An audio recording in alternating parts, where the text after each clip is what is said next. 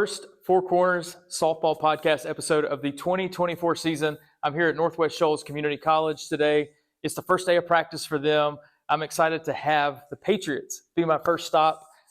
Let's go talk to some folks, have some fun at practice, and kind of see what they've got going on.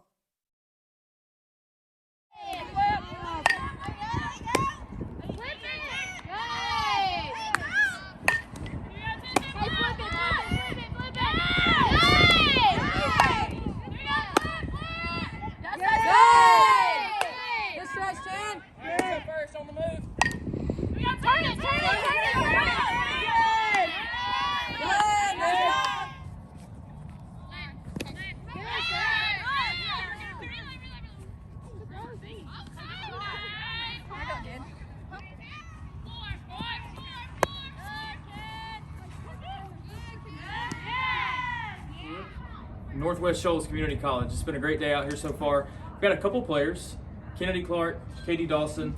A fun fact about Katie, she's the only person to ever catch a pitch from me back when she played at Hatton. So I don't know how long you'll hold that distinction. I believe it might be a package deal. If I ever go throw another pitch, Katie's going. But all right, so first day back at practice. Spring is right around the corner, even though it doesn't feel like it. It's like probably 45 degrees right now, maybe about 10 degrees this time next week. But both of you, just kind of tell me how excited you are to be back, excited for the season. You ready to get going? Yes. Yes. I'm very ready to get going. I was coming out here and watching us practice today made me even more excited. Yeah. All right, so what do you think the potential of this team is? I mean, y'all got a good group. This program's in its second full year of being back. Just what do you think about this group and kind of the dynamic that y'all have? I'm excited. We got a lot of athletes and a lot of want to, so I'm really excited for this season. How do you feel about this group? I am very impressed with this group. They are very athletic. They are all want to be here, so I'm excited. How nice is it to start a full season at your beautiful new field? That was so nice. I don't have to worry about where we're going that day or last minute schedule changes. Yeah. I just know every day I got to come here. And who is the best manager in all of junior college softball in Alabama? Ashlyn Potter. Ashlyn Potter. Handling the video for us today. Girls, anything else you want to add? I know that we've got a lot to look forward to this year. It's going to be fun, right? Yep. All I have to say is go Pats. I was going to say go Pats, and thank you, Kyle Parmley, for coming to the Northwest Shoals. We will not release the photo that was taken just a few moments ago. No. I have no promises. If it gets sent to me, I'll post it. Well, we'll see. Maybe it'll make it into the video. Who knows? Hey y'all, welcome to the Shoals. My name is Courtney McGraw. I'm a sophomore third baseman, and let's go on a tour.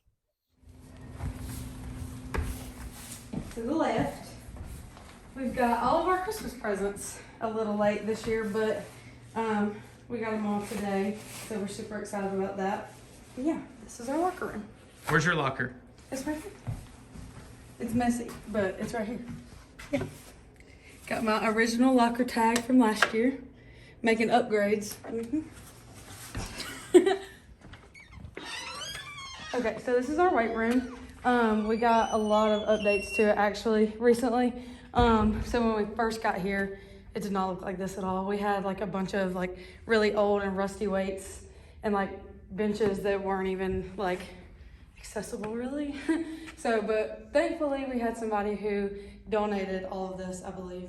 And so now we have this really awesome weight room to get our work in, and it's super great to have. So you're about to go crush some 100-pound dumbbells over here? Heck yeah. I'll curl them things. Yeah, but my favorite part about our weight room is the quotes on the walls, because sometimes you just be going at it and you really don't want to be going at it no more, and you read those and it makes you feel a little bit better about life. So this is our beautiful turf field that actually didn't get finished until like April of last year. So we're really looking forward to having a full season on this field, because last year I think it was a little bit frustrating. Every time we had a home game, we were in a different spot. So now we actually have a field to call home. So I think we're excited about that.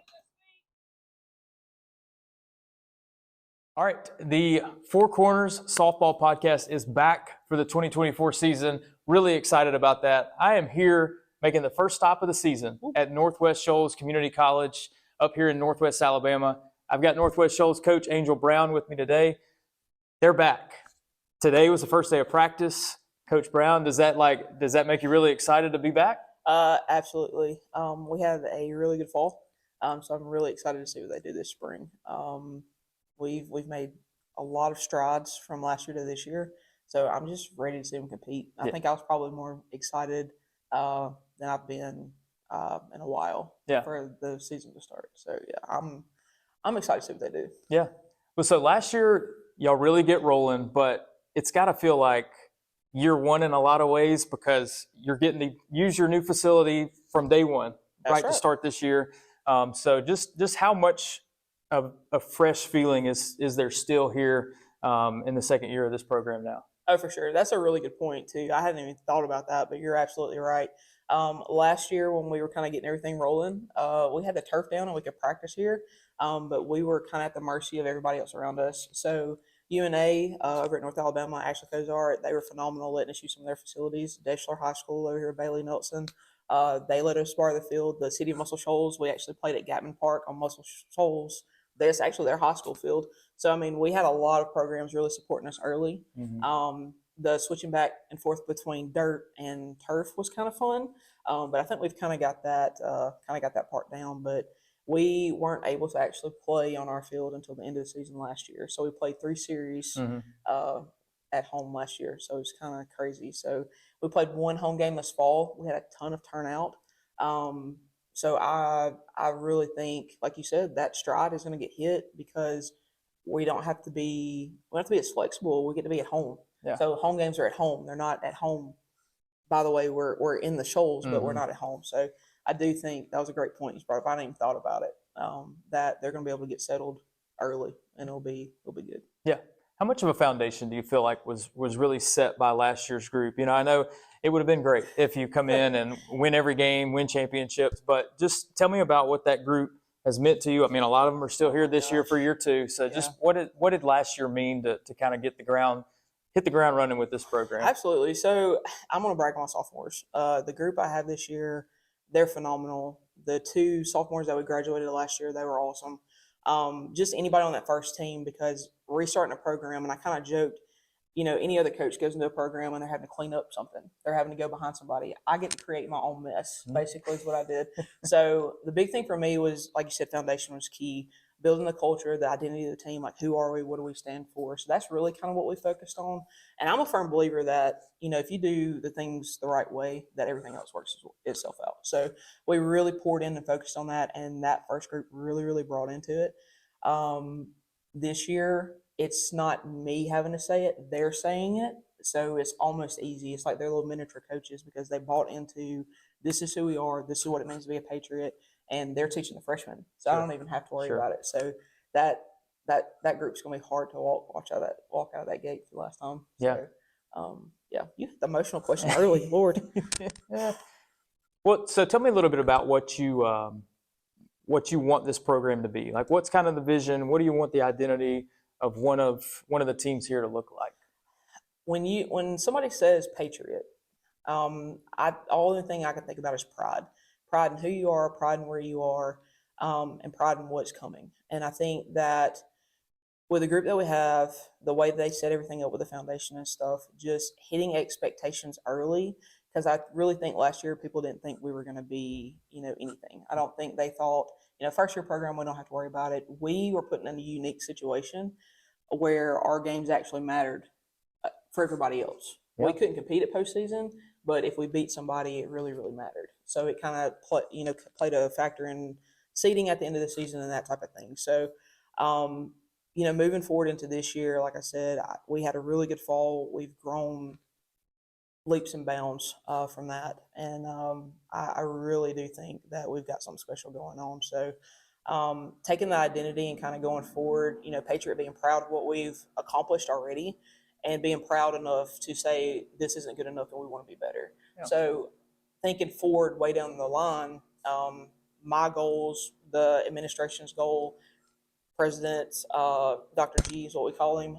He's got big aspirations. When they brought me in, they said, we're going to give you a few years and we want to see you competing for a championship. And I think, because of how much success we've seen early, it's coming. It's coming. I don't know when it's coming, but it's coming. So that's really exciting. What's been the response when you've been out recruiting tournaments and different events, when you are bringing that Northwest-Shoals brand to folks and saying like, hey, we want you to come be a part of this? What's the response been like? I will say it has been very positive in a lot of ways. I do think, kind of touching base, we were chatting earlier, that there were some kids that decided they wanted to go to other schools because they were more established. The great thing for me, having some kind of background, I was already recruiting for other schools. So people kind of already knew who I was and what I stood for. So it was easier for me to go out and say, look, I'm recruiting you as Coach B. Come play for me at Shoals versus me walking out. I restarted a program previous to this. Nobody really knew who I was. I wasn't really in the loop. But now, because I have been out and doing tournaments and recruiting and that type of thing, they kind of already knew who I was. So I think the response was a lot better when it came to that type of thing. So I do think that played into the success that we did have last year. Just because I was able to reach out, I had more connections to say, hey, there's this kid that might not want to play. You might talk to him. They're a really good player. So it actually kind of worked out to have that background already. Awesome. Well, tell me a little bit about some of your previous stops and maybe some of the experiences that kind of built the foundation of kind of your philosophy as a coach. I mean, Lord have mercy. Yeah. So I played 2 years of JUCO. And then I had offers to play 4 years. Life went a different way, so I didn't actually go play. But I finished up at UAB with my teaching degree. So I actually started teaching and coaching. My first job was at Maddox Middle School. It's not even a school anymore. They renamed it, but it fed into Jasper High School. Okay. So I was there for 2 years. And then during that 2 years, they had posted the job for Bevel coming back, bringing back their sports. So there were 4 sports that got cut back in 2010. So it was Gadsden, Northwest-Shoals, Bevel, and Jefferson State. So Bevel was going to be the first one that brought it back. So I applied for the job.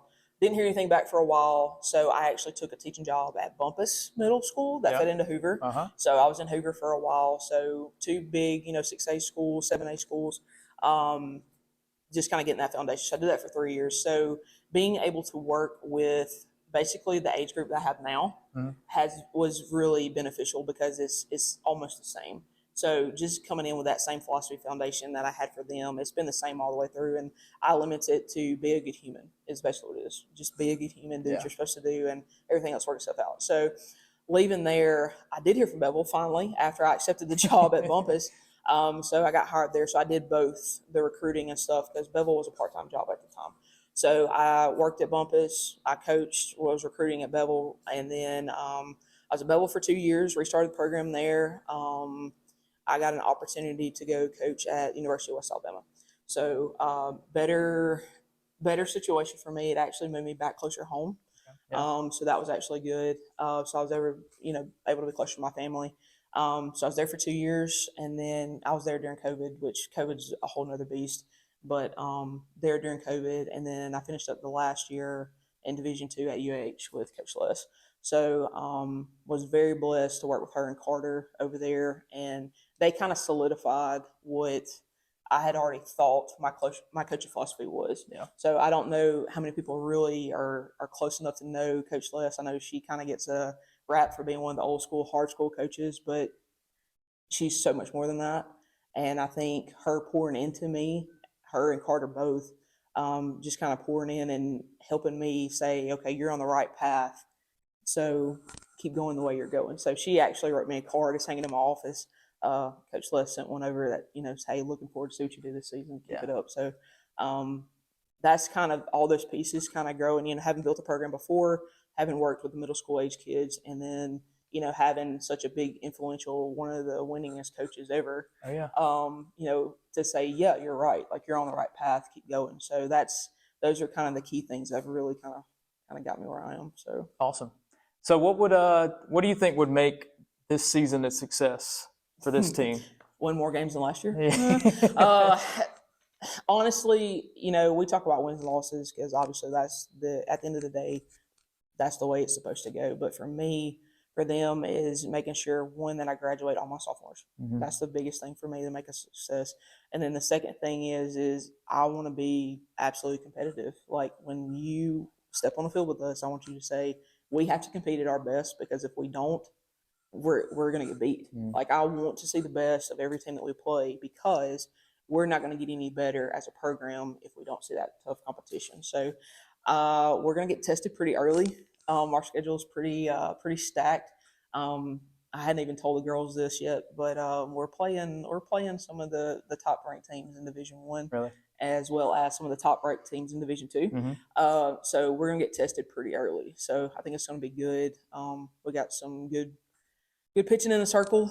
Defense is bad, so I'm really excited to kind of see where we go. No, it's fantastic. So for those that may not know, kind of describe how the divisions have changed a little bit for some of you guys statewide. Yeah, for sure. So originally, and this has been this way for years, it was that way when I played. So we had a North and a South division, and everybody pretty much played in your own top of the state. Yeah. And then they would take the top 6 from the North, top 6 from the South, and they would make our tournament. Right. Which it was our state tournament, but technically it's our region tournament. Mm-hmm. It gets confusing, but it's the same thing for us. And then you would win that. If you won, you went straight to the national bid. Yep. But you could get a play-in bid if you came in the second spot.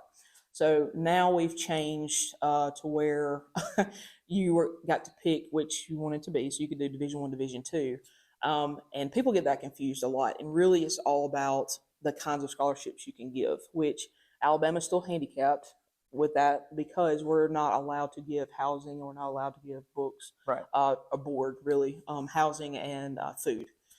So like when you're looking at the D1s of Florida or D1s anywhere else, they can give that extra money for that. So we're kind of handicapped right now. So we have to be really creative in getting extra money to our kids. So with that change, the ones of us that elected to stay D1, we're hoping that down the road we'll be able to kind of match what the other people are doing, so we can actually start competing on that national level. But the way they've got it set up right now, we've only got 7 teams that stay Division One. Right. So it's us, Shelton, Calhoun, Sneed, Wallace Hanceville, Coastal South, and Southern Union. So that's the 7 right now. And then with Gadsden adding their program, so they'll come in and they'll be Division One, as well as Northeast Alabama. So they'll come in and be there too. So this year we're playing with 7. Next year we'll be playing with 9. Still the same concept. Take the top 6 and we'll go. But we lost our play-in bid. So you have to win it to go. Yeah. Division Two is a little bit different, and I'm not really going to speak on that because I know that there's a crossover with another region. Sure. So they've got some different stuff going on, but I think they have an automatic. They might still have a play-in bid. I'm not 100% sure. Yeah. Well, so last thing for me, one thing you always hear in the recruiting process, I know you get them and I get them, a lot of questions about what should we do? Like, what do you think about this? What should we do here? Just kind of give me and everybody an idea of the benefits of JUCO softball. I mean, there's a lot of image issues that go into things like, oh, I want to go Division One, or I want to go Power 5, and there's a tendency to see D2, D3 JUCO as maybe lesser. But having been around a lot of JUCO programs, including yours, like I see none of that. I see that there's so many great junior college institutions in this state that are a great place to play college athletics. So just kind of tell us what it's like to be a junior college athlete and why it is so near and dear to you. Well, it's near and dear to me because I started off at a JUCO. Yeah. I did have those 4-year offers as well, but the big thing about JUCO is it gives opportunities to those that might not be seen by the bigger levels. Right. And a lot of that could come down to financial issues. They couldn't afford to be on that big travel team. So it kind of gives the underdog a chance to go to a level, shine, and then be seen by somebody else, because there's almost clout's a bad word, but it gives them some kind of, something to stand on, that this is what I've done. I might have not played on the best team. My high school team might not have been as good, but here I am. I've proven myself at this level. Now you can look at me type things. When you come to a JUCO, and I'm going to speak specifically about Northwest-Shoals, like when you come here, I try my best to treat them like a 4-year athlete. And I think a lot of that's my experience in D2 level is that I was able to see, hey, this is beneficial for them. And if I want my kids to move to that next level, I need to treat them like that right now. So you want to be a champion, think like a champion type mindset. So they come here and we do a really good job of making sure that they get everything they need to be successful. Our weight room, I think you had the tour, so they'll see that on there, but we had the facilities. We spend the time. Like, that's important to us, is doing the weightlifting, the conditioning, and having them ready for that to go to the next level. The next thing is that you've got the transfer portal that's running rampant right now. So it's kind of trickling down, and that's going to make JUCO ball stronger, just because we've got that kid that's now waiting to see if they get that offer. Yeah. Back in the day, you could wait until your senior year of high school, and you would have still a decent chance to get picked up by a bigger school. Right. Whereas nowadays, not only am I having to compete with everybody who's left, if somebody at another school decides I need to go somewhere else, now they're fishing for somebody who already has experience. Why not come to JUCO, get that experience, and then you're ahead. So if you come in and you're a freshman and you get playing time, you play as a sophomore, and then you transfer on as a junior, you've got playing time for 2 years. Whereas if you sit in a program that you might not get to play, I'm sitting on the bench for my first 2 years, not getting experience, and then I get out recruited by the transfer that comes in that has playing experience. So depending on how you look at it and what's important to you, for some people, playing Division I, that's the dream, that's the goal. And if they get the offer, I'm not knocking any of that, but don't write us off because we don't have that big name. So we can help you get to that next level. So, I mean, I've got one of our pitchers, that's a sophomore. She's got 4 offers right now. One of them happens to be a Division I school. Now, it's not your SEC, it's not your Pac 10 or 12, but it's still a Division I. So if that's the goal, that's where she wants to go. So don't write off the JUCO because you can get there. We've got a freshman that's already getting interest from a Division II program, a very good Division II program in the state. So, I mean, come get that. And, I mean, you see it with everybody else. I mean, there's plenty of people in the state, they leave and go to Division I out of the JUCO realm. And you used to look at it on a national level. I mean, look at some of the bigger schools that have recruited JUCO players that have been studs. And they're looking at that because they come in with that experience. Not only do they get that experience, but they come in as a mature athlete. So we already weed out all the problems. They're going to class. They're passing their classes. They're eligible. So you pretty much come prove yourself. And then they're like, why would I not take that kid? Because she's already proven it, whereas I might take a gamble with that kid coming out of high school. So it just kind of opens up more opportunities for people. Yeah. So, you excited to put your team this year out on the field for everybody to see? I am. After a few more weeks of practice? Yeah. That first day back is always rough. Oh, sure. But yeah, we're gonna be all right. I am excited just because I know how much work they put in the fall. They really bonded together as a group, and I will brag on them. Between the community service hours, between the team bonding stuff that I make them do, we don't have a lot of drama. Like, if they don't like each other, I don't know it. So they've bonded together really, really well. They're a fun group. So I want to see all of it make its way on the field in the spring. Like, I stacked them up against 4-year schools in the fall. Those aren't who we're competing against, but I'm getting them ready competition-wise to play. Yeah. Because, I mean, who's in our conference, so we got to bring our A game. So getting them prepared in the fall, I just want to see everything that they work for in the fall show up in the spring, because I think they work for it. They deserve it. They can be successful, and I just want to see it. And I want everybody else to see what I see in them. Yeah. That's what I want to see. Awesome. Well, hey, thanks for having me out today. It's been a blast. Thank you for coming. It's been awesome. We love anytime you want to come visit, come back. Yeah, well, it's been a great trip today. Softball season is almost here. It is here in a way if you're a player, because practice is full speed ahead. So Angel Brown, head coach at Northwest-Shoals Community College, on the Four Corners podcast. The rest of this show, we'll have all kinds of things from practice today. So looking forward to showcasing what they've got. Absolutely. Go Patriots. There you go.